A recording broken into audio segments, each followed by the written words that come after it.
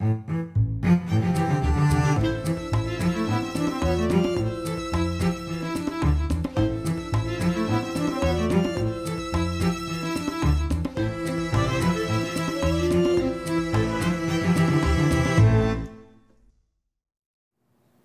I'm Micah Halpern.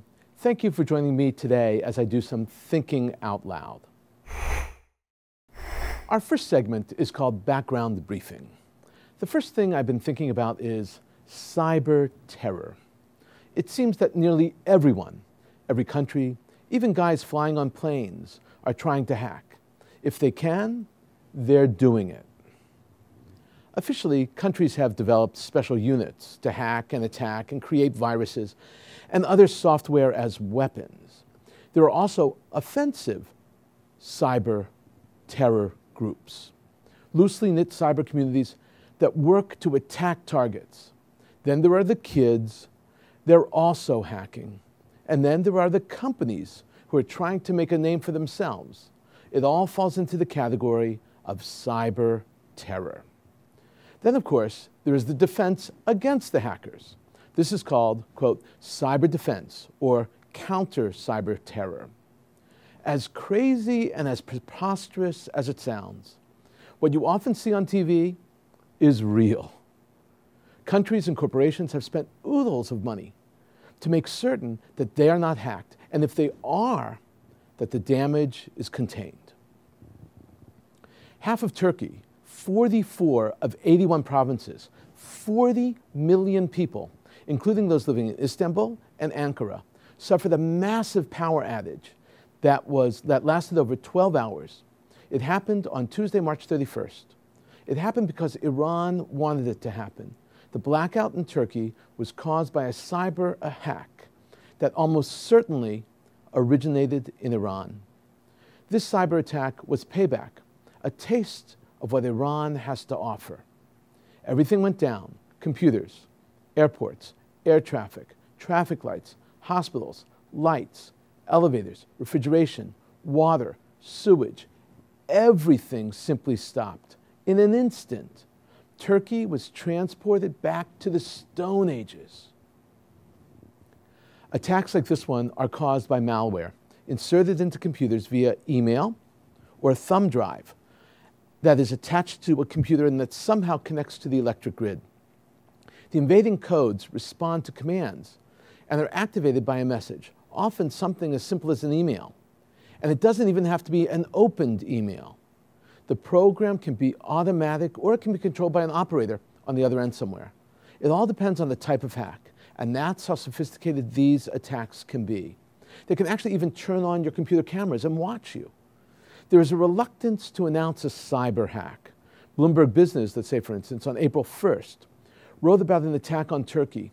Quote, while the source of the problem is still unknown, recent revelations that in 2008, an oil pipeline explosion in Turkey was orchestrated via computer demonstrates the increasing ability to penetrate systems. Those who know, know. Those who need to understand, get it. Iran's cyber army has propelled itself into one of the world's best. They have become very good at their craft and have probably inserted malware into electric grids of many, many other countries, probably even the United States. Over the past 12 months, we know that Iran has successfully and repeatedly broken into defensive systems and their networks of several Western nations. These reports come from DEPCA, Israel National News, Breitbart, and even the Pakistan Defense Forum. As far back as September 2013, the Wall Street Journal reported on an Iranian hack against U.S. naval computers. And just recently, the American Enterprise Institute and the Norse Corporation, a cybersecurity company, released a study entitled The Growing Cyber Threat from Iran. USA Today, in December of 2014, described a highly sophisticated, coordinated hack that had just taken place and explained that Iran attacked 50 targets in 16 countries. Cylance, a cybersecurity firm headquartered in California, called a different Iranian hack, they called it the Operation Cleaver, named because the word cleaver was repeated over and over again in the code. And an Iranian hacker team responsible for other attacks has been nicknamed Cutty Kitty. The kitten reference is an allusion to the Persian cat. These events were all reported, albeit only lightly and slightly covered in papers across the United States. A partial list of countries targeted by Iran for cyber attacks over the past few months include the United States, Canada, Israel, India, Qatar, Kuwait, Mexico, Pakistan, Saudi Arabia, Turkey, United Arab Emirates, Germany, France, England, China, and South Korea. Wow!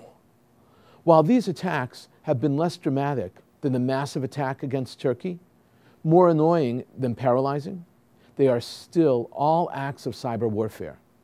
There is a timeline that can help us understand why Iran decided to attack Turkey and when it did it. It all began with Yemen and Saudi Arabia's coalition and the bombing in Yemen. The Saudis were out there confronting the Iranians and the supported Houthi. On March 26, Turkish President Erdogan defended the Saudi bombings. Erdogan said, "Can this be allowed? This is intolerable, and Iran must see this," unquote. He was referring to Iran's proxy involvement and sponsorship of the Houthi, the rebel tribe that is intent upon taking over Yemen. Little did the Turkish leader realize how great a sin he had committed by challenging Iran publicly. 4 days later, on Monday, March 30th, the Turkish charge d'affaires in Tehran was summoned. The Iranian Foreign Ministry spoke forcefully and forthrightly. They said, quote, "We demand a clear and convincing response," unquote.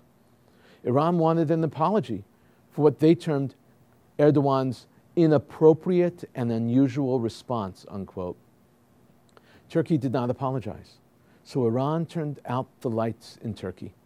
It was an almost perfect timeline. The Iranian team working on this and similar cyber attacks is called the Ashiyana Digital Security Team. Ashiyana means, in Persian, nest. Farsi is the language of Iran. This team has such a reputation among hackers that there are actually websites dedicated to their exploits and their hacks. The team chose not to attack Turkey's well-guarded electrical power system. Instead, they hit the distribution network. That was deliberate.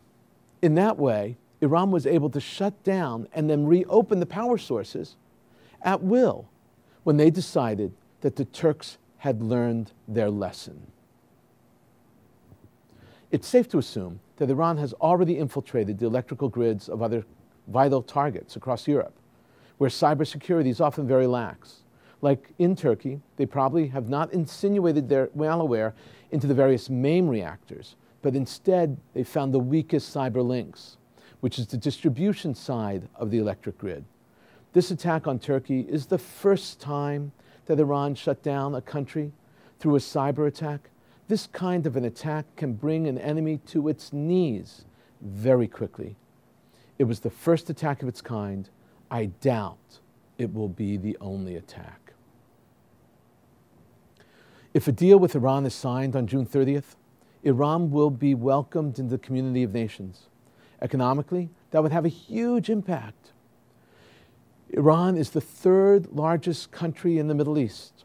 Egypt is the largest, with a population of about 90 million. Turkey follows with 83 million, and Iran has about 80 million people. Iranians are primarily well-educated and young. Before the Islamic Revolution that ousted the Shah in 1979, Iran had a very healthy import from the United States. Iran imported about $3.7 billion worth of US products, while at the same time, the United States imported $2.9 billion worth of goods from Iran. Most of that was oil. That was in 1979, 36 years ago. Today, adjusted for inflation, that same dollar figure would be 4 times higher. In the 1990s, through subsidiaries, the United States purchased $3.4 billion worth of Iranian oil. Before this last round of sanctions were placed on Iran in the recent UN sanctions move, Iran was the third largest producer and exporter of oil in the world. When sanctions are lifted, Iran will become a major exporter overnight, and that will catapult them into a world power. With that power, Iran will become the voice of all the small nations, the downtrodden people in the region. When the sanctions are lifted, Iran will become a giant. Think about it. Iran is making a play, an important play for world leadership. Do we really think that Iran can be trusted to live up to their end of the nuclear bargain? Just recently, a UN report prepared by a committee that oversees nuclear sanctions against Iran showed proof that the Czech Republic recently stopped nuclear materials from being shipped to Iran. The Czechs discovered that the paperwork on a set of highly sophisticated compressors was forged and false, and reported their discovery to the United Nations panel. That committee that monitors compliance with the UN sanctions regime determined that there had been, quote, a false end user on the paperwork. That means the paperwork fraudulently stated where the compressors were headed, Iran. Quote, the procurer and transport company involved in the deal had provided false documentation in order to hide the origins, movement, and destination of the consignment with the intention of bypassing export controls and sanctions, unquote. These particular compressors made by Halden are used to enrich uranium to 90% plus, especially the essential fissile isotope uranium-235. All this is happening while the P5+1 continue to push for a deal with Iran, and while the US is trying to influence local leadership to trust the deal. If you think Iran can be trusted, think again. Things are changing in the Middle East, and power is shifting. Russia and China want to take advantage. They know that Iran is emerging and that the US power is dwindling. If you think that I'm kidding, listen to this. Russia and China embarked on naval maneuvers in the Mediterranean Sea. The exercise included nine ships, large ships, numerous smaller support vessels. The headquarters for the maneuvers was the Russian missile cruiser Moskva, which is attached to the Black Sea Fleet, which is normally docked in Crimea. The deputy commander of the Russian Navy, Vice Admiral Alexander Fedotenkov, ran the exercise from the Russian side. According to him, quote, Sea Cooperation 2015 drills were not aimed against a third country. Well, of course, this is pure 100% rhetoric. These drills are aimed at the United States and her allies, as well as the entire Middle East. Russia and China are saying loudly and clearly they are now individually and collectively significant players in the region. From here on, Russia and China will influence and affect change on everyone and everything in the region. Iran, Russia, China, the new powers of the Middle East. Coming up next, points of view. Here's what some important voices have been talking about. Today, I want to talk about just one column, a column about the Pope and the Vatican recognizing the Palestinian state. A move which was huge and a huge mistake by the Vatican itself. This move by the Vatican in practice means very little has really changed, but in principle it's tremendous. Since 2012 and the discussion of the Palestinian state at the United Nations and in the Security Council, the Vatican has had an ambassador in the Palestinian Authority and hosted a Palestinian ambassador in Rome. Signing a treaty with the Palestinians in 2015 is, in the eyes of the Vatican, an attempt to curry favor and help save Christians and protect Christian property. The hope is that by stepping up and recognizing the Palestinian state, the Christian flock living in the region will be protected. It will not. This is a massive mistake by the Vatican. The column we're discussing is by Linda Chavez, a commentator and a pundit. She was the assistant to the president under Reagan. Under Bush 43, GW, he nominated her for Secretary of Labor, but she pulled out after she was accused of hiring workers illegally a decade before. She has a very clear and very clean style of writing, very simple. Chavez represents mainstream conservative political ideas. She's a Republican in the purest form. She is not a Tea Party person, nor a neocon. This piece appeared in the New York Post on May 16, 2015. She begins her piece writing, quote, Pope Francis's decision to give formal recognition to a Palestinian state is puzzling at best, unquote. Chavez is a Catholic, and she is criticizing the Pope. That's a huge deal. What she really means to say is that the Pope should stick to religious questions and stay out of politics.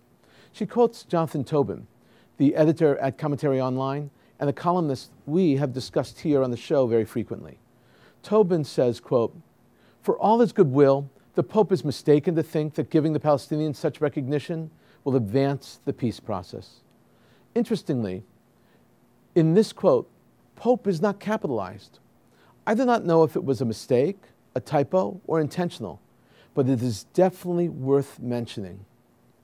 Chavez continues to explain that Tobin asserts that the Palestinians were offered the state in the year 2000, 2001, 2008, 2013, and 2014.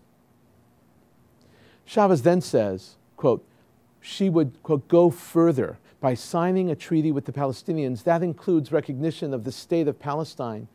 Francis legitimizes Hamas terrorists who govern Gaza and the corrupt Palestinian Authority that rules the West Bank, unquote. Now Chavez comes to the crux of her argument, and this is where it really sets.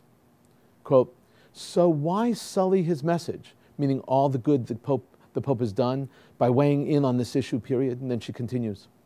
For the estimated 60,000 Christians living in the Palestinian authorities, radical Islam in the region, not Israel, is the main threat. Throughout the Middle East, Christians are fleeing the advance of ISIS and other Islamic jihadists, not the Israel Defense Forces. She makes an important and essential point. But the reality is, we know Israel is not the real danger. The decision by the Vatican was in the works well before this, a long time ago. And the Pope's advisors truly think that this recognition of the Palestinian state will secure Catholics and church property. They're wrong. In addition, the Pope made another gesture to the Palestinians recently. Pope Francis also named two women, one from Jerusalem and one from Bethlehem, as saints in the ceremony in St. Peter's Square.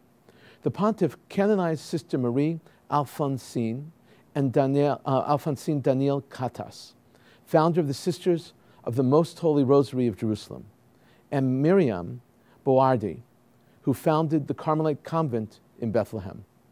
The Latin Patriarch of Jerusalem, Fuad Tawal, said that Katas and Boardi, who entered religious orders as teenagers in the late 1800s and died in 1927 and 1878, respectively, were an example for Christians, Muslims, and Jews. This, again, is a big political mistake. Coming up, commentary through cartoons, where pictures tell the story. The two cartoons for today comment on the very same topic. It's a subject that we will deal with more and in greater depth in future weeks, but it is essential that we begin to discuss it today. The first cartoon is by Matt Wucher. He won the Pulitzer for cartoon drawing in 2012 and was a finalist in 2009 and 2010.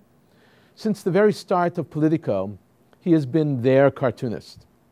This cartoon deals with the issue of free speech or free drawing. It is drawn in the aftermath of the Draw Muhammad competition in Garland, Texas. Remember, two Muslim terrorists were themselves killed as they attempted to attack a conference addressing free speech that sponsored a Draw Your Own cartoon of Muhammad contest. The cartoon's title is Department of Homeland Security Hatches a Plan. The cartoon shows a guided entrance to a spot where the cartoonists are drawing. Surrounding the artists are a series of bunkers with security forces protecting an artist who's sitting at his drawing desk. The essence of the cartoon is that we live in an upside-down world where cartoonists need to be protected. The second cartoon deals with the same subject, only with a very different point of view. This cartoon is by Signe Wilkinson. She lives and draws in Texas. Signe is a featured cartoonist in the Philadelphia Daily News. She's one of the few female cartoonists out there. We have seen her and we have dealt with her on the show several times. She won the Pulitzer in 1992. Her cartoon is titled Best Response to Offensive Cartoons. There are 3 panels. The character looks like he's about to draw a weapon, a gun, like in a duel, a gunfight. In the first panel, it reads ready. The second frame reads aim, as he's about to draw. And the third panel has him sitting at his drawing table, and it reads draw. The pun is very funny. Draw a gun, draw a picture or a cartoon. We see a similar style, and we saw this style after Charlie Hebdo almost everywhere. Draw and draw. Signe is saying that the cartoons of Muhammad were offensive.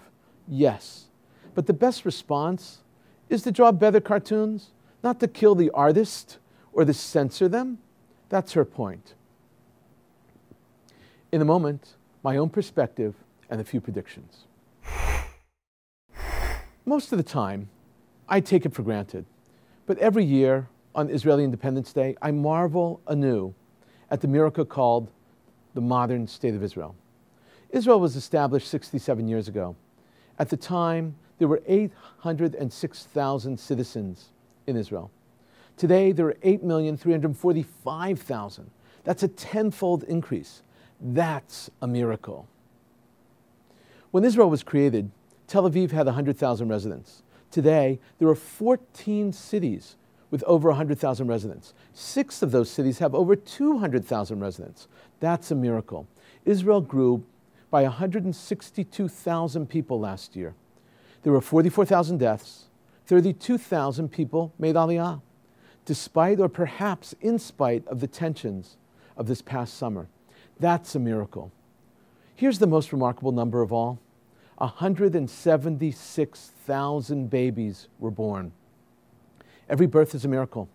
Now multiply that by 176,000. Unbelievable.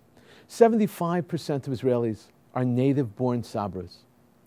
6,251,000 are Jewish. 1,730,000, or 20.7% of the population, are Arabs.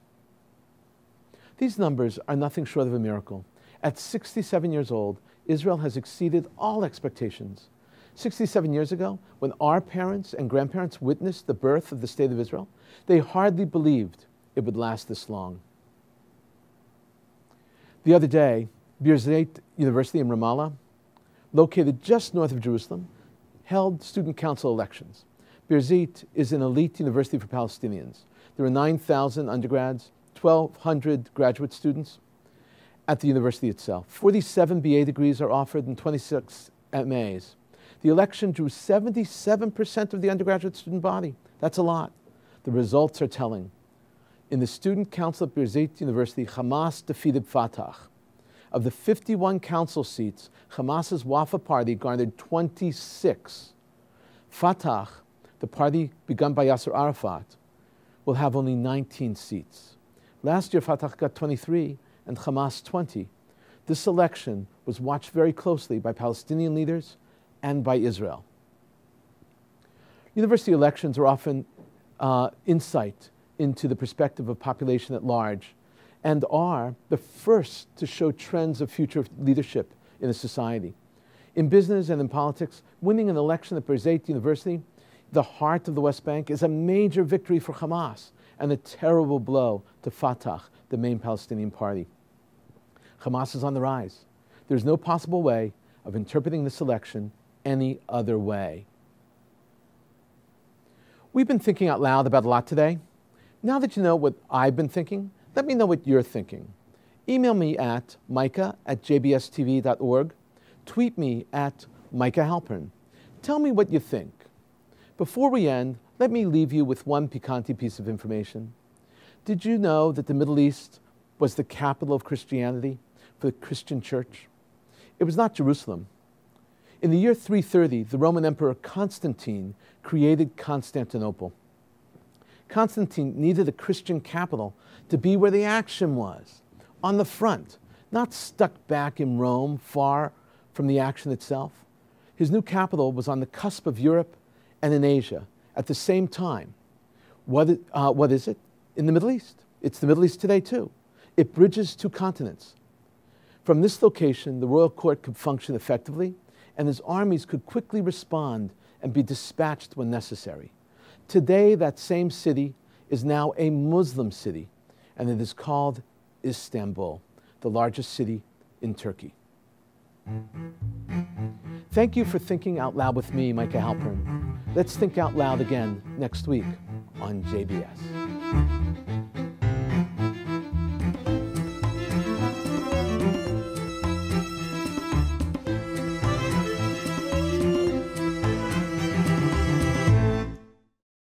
We would be pleased to send a complimentary DVD of this program to anyone who wishes to support JBS, the Jewish Broadcasting Service, with a tax-deductible gift of $36, double chai or more, to the nonprofit organization Jewish Education in Media. Simply visit the JBS homepage and click on the Donate button to make a donation by PayPal or your credit card. And please indicate the program for which you would like a DVD. Or you can send your tax-deductible check made out to Jem, Post Office Box 180, Riverdale Station, Bronx, New York 10471.